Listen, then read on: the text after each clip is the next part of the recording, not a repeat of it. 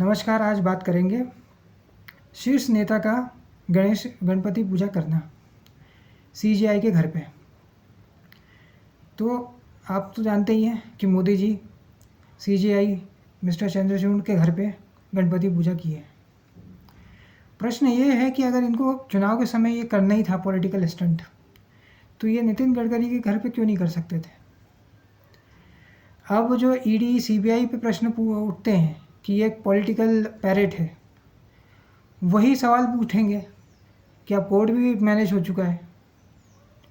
अब ऐसी फ़ोटोज़ जो है वो विपक्ष वाले बार बार यूज़ करेंगे, इसको न्यूज़ बनाएंगे, इससे डिबेट करेंगे। इसलिए चीज़ों को सोच समझ के करिए। अगर ऐसा आप करेंगे तो विपक्ष के हाथ तो वैसे ही मुद्दा मिल जाएगा। वैसे ही पुतले गिर रहे हैं हमारे आइकन्स के, जिन 8 महीने में ही स्टैचू गिर जाता है, फिर आप माफ़ी मांग लेते हो। फिर जब आपको लगता है कि जनता भूल गई है, इसे जनता को कंपेंसेट करने के लिए 1,500 रुपये दे देते हो लाडली बहना योजना में। अब आपको लगता है कि इसको और ब्रेन वॉश कर दें, वाइट वॉश कर दें इमेज को, तो आप गणपति पूजा करने लग जाते हो। तो प्रश्न ये है आज कि ये पॉलिटिकल स्टंट ऐसे ही क्यों किया गया। कोई गरीब कार्यकर्ता के घर पे जाके आप गणपति पूजा कर लेते हैं, नितिन गडकरी के घर पे कर लेते हैं, देवेंद्र फडणवीस के घर पे कर लेते हैं, लेकिन ये करके आपने बैठे बैठाए विपक्ष को एक मुद्दा दे दिया। हर बार कहीं ना कहीं रायता फैला ही जाता है। जैसे लोकसभा से पहले आपने ये बोल दिया कि कांग्रेस आ गई तो आपके भैंसे खोल के ले जाएगी, कांग्रेस आ गई तो आपका मंगलसूत्र लेकर जाएगी। तो अब ये सब बातें नहीं चलती हैं। 2014 और 19 में ये सब चल जाता था, बट अब ये सब फोटो ऑप लगता है। जनता जो है इसके साथ कनेक्ट नहीं कर पाती, और अब जो है प्रश्न और ज़्यादा उठेंगे, और इस तरह से जो चीज़ें हैं वो दूसरे स्टेट के लोग भी करेंगे। जैसे ममता बनर्जी कल को कलकत्ता हाई कोर्ट के किसी जज के साथ दुर्गा पूजा करेंगी, समाजवादी पार्टी के अखिलेश यादव भी वैसे ही करेंगे। ऐसे ही हाई कोर्ट के जज के साथ लालू जी जो है छठ पूजा करेंगे। फिर सबकी सब ऐसे ही करेंगे तो लोगों के मन में ये परसेप्शन जाएगा कि सब कुछ मैनेज्ड ही है, क्योंकि दुनिया परसेप्शन पे चलती है, नैरेटिव पे चलती है, फैक्ट पे नहीं चलती है। इसलिए जो परसेप्शन है वो नेता को समझाना पड़ता है जनता को। अगर गलत परसेप्शन चला गया, जैसे आपने अब की बार 400 पार का नारा दिया, यहाँ पे क्लियर नहीं हो पाया कि आप करना क्या चाहते हो। गलत परसेप्शन चला गया कि आप आरक्षण हटाना चाहते हो और आपकी सीटें घट गई 60 सीटें। तो सही परसेप्शन होना ज़रूरी है। जैसे आपने जब कहा था 2014 में कि अब की बार मोदी सरकार, तो उसके आगे भी एक रीज़न था। बहुत हुई महंगाई की मार, अब की बार मोदी सरकार। बहुत हुआ किसानों पे कर्ज की मार, अब की बार मोदी सरकार। बहुत हुआ महिलाओं पे अत्याचार, अब की बार मोदी सरकार। तो एक उसका एक परसेप्शन आपने क्रिएट किया। अब अगर आप परसेप्शन क्रिएट नहीं कर पा रहे हो तो जनता जो है आपसे कनेक्ट नहीं कर पाएगी, और इसका नुकसान आपको इन 4 राज्यों के चुनाव में हो सकता है, जम्मू एंड कश्मीर, हरियाणा, झारखंड और महाराष्ट्र में। और एक बार अगर ये 4 में से 3 या 2 स्टेट आप हार गए तो फिर मुश्किल है। फिर रथ तो वही रहेगा, लेकिन घोड़ा बदल सकता है। आप तो समझदार हो, दुनिया घूमे हो और कोई काम भी नहीं किया है घूमने के अलावा और फ़ोटो खिंचवाने के अलावा, अलग अलग एंगल और अलग अलग कपड़ों में फ़ोटो खिंचवाने के अलावा और कोई काम आप करते नहीं हो। जैसे चुनाव होता है वैसे ही कहीं घूमने निकल जाते हो। यूक्रेन और रशिया के बारे में आपको पता है, तो आपको पता होना चाहिए कि महाराष्ट्र और हरियाणा में क्या हो रहा है, झारखंड में क्या हो रहा है और कैसे होगा। और फिर आप जो है सारे भ्रष्टाचारियों को साथ में लेकर भ्रष्टाचार पे नकेल कसने की बातें करते हो।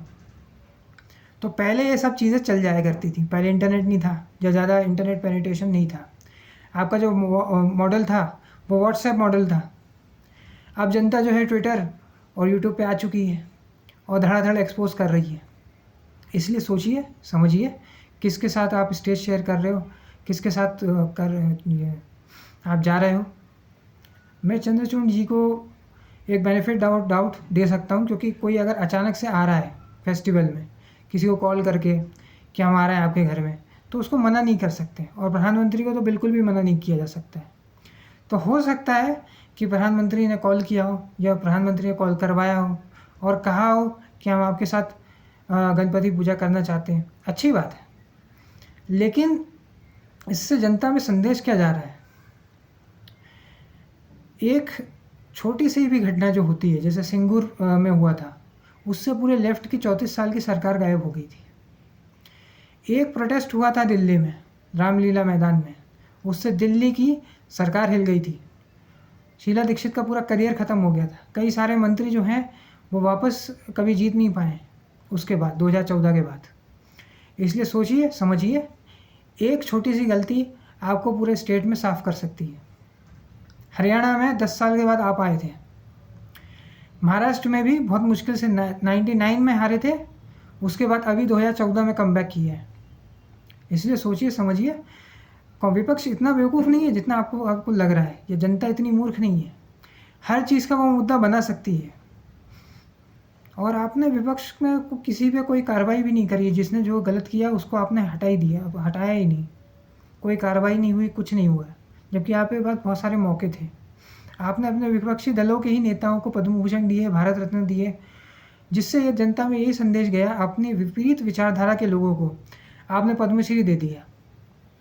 तो लोगों में गलत परसेप्शन क्रिएट हो चुका है और ये समय के साथ बढ़ता जाएगा। मिडिल क्लास की कोई बात नहीं हो रही है, लेकिन मिडिल क्लास आपके जुमलों नारों से पक चुकी है। आप जाके देखेंगे तो आपके यूट्यूब चैनल से ज़्यादा राहुल गांधी के यूट्यूब चैनल पर व्यूज़ हैं। उनकी बातें वैसे ही होती हैं जैसे अमिताभ बच्चन की पुरानी 70 और 80 के दशक की फिल्में होती थी, कि गरीबों की बातें होती हैं। मिडिल क्लास की कहीं पे कोई बात नहीं हो रही। कोई भी पार्टी, कोई भी नेता मिडिल क्लास की बात नहीं करता है, टैक्स टेररिज्म की बातें नहीं करता है, महंगाई बेरोज़गारी की बात नहीं करता है, टूटे हुए परिवारों की बात नहीं करता है, जो मिडिल क्लास को फेस करना पड़ रहा है, क्योंकि टाइम है नहीं, काम ही काम करना है। और आपके जो फेवरेट उद्योगपति है वो कहते हैं कि 70 घंटे काम करो। आपके ही नेता काउच पोटैटो से कंपेयर करते हैं जनता को, क्योंकि वो ऑनलाइन चाहते हैं कि अमेज़ॉन पे ऑनलाइन डिलीवरी ना करवाएं अपने घर में। तो ये सब बातें जो हैं आपका एक परसेप्शन नेगेटिव करती जा रही है। इसलिए कोई पॉलिसी मेकिंग हुआ नहीं है 10 साल में। 10 साल में बस घूमी हुआ है, फ़ोटो खिंचवाना हुआ है, कपड़े बदलना हुआ है, बस ये अवार्ड मिल गया, वो अवार्ड मिल गया। अब आप बताइए कि अगर मुंबई के थाने में कोई रहता है, एक मिडिल क्लास परिवार रहता है, उसको आपके अवार्ड से क्या मिलेगा? सोच के देखिए। उसको विश्वगुरु 5 ट्रिलियन डॉलर इकोनॉमी से क्या मिलेगा? उसका तो वैसे ही तेल निकल रहा है, रोज़ उसको ट्रेन में धक्के खाने पड़ रहे हैं, बस में धक्के खाने पड़ रहे हैं। उसका तो कुछ है ही नहीं, रिश्तेदारों की शादियों में भी नहीं जा सकता, इतना काम करवा रहे हो आप। कोई लेबर लॉज है नहीं। लेबर लॉज जो हैं वो रशिया के लेवल के हैं। करप्शन रशिया के लेवल का है, लेबर लॉज चाइना के लेवल के हैं। टैक्सेशन यूरोपियन और वेस्टर्न कंट्रीज जैसा है, और फैसिलिटी आप सोमालिया के लेवल की दे रहे हो। सड़क पे कीचड़ है, ट्रैफिक है 4-4 घंटे का। जनता पक चुकी है। कुछ नई कहानियाँ आपको गढ़नी पड़ेंगी, भले ही झूठी सही, नए नैरेटिव, नई कहानियाँ आपको हर चुनाव में जो गढ़ने पड़ेंगे, और इस तरह से आप जीत नहीं पाओगे। इसलिए फीडबैक लीजिए, मिडिल क्लास को समझिए वो चाहती क्या है। अब आपका वोटर जो है वो गाँव में, छोटे शहरों में नहीं बचा है। अब आपको सिटीज़ पर ही फोकस करना पड़ेगा। आज के इस वीडियो में इतना ही। अगर ये वीडियो आपको पसंद आया तो लाइक करें, शेयर करें और चैनल को सब्सक्राइब करें। धन्यवाद।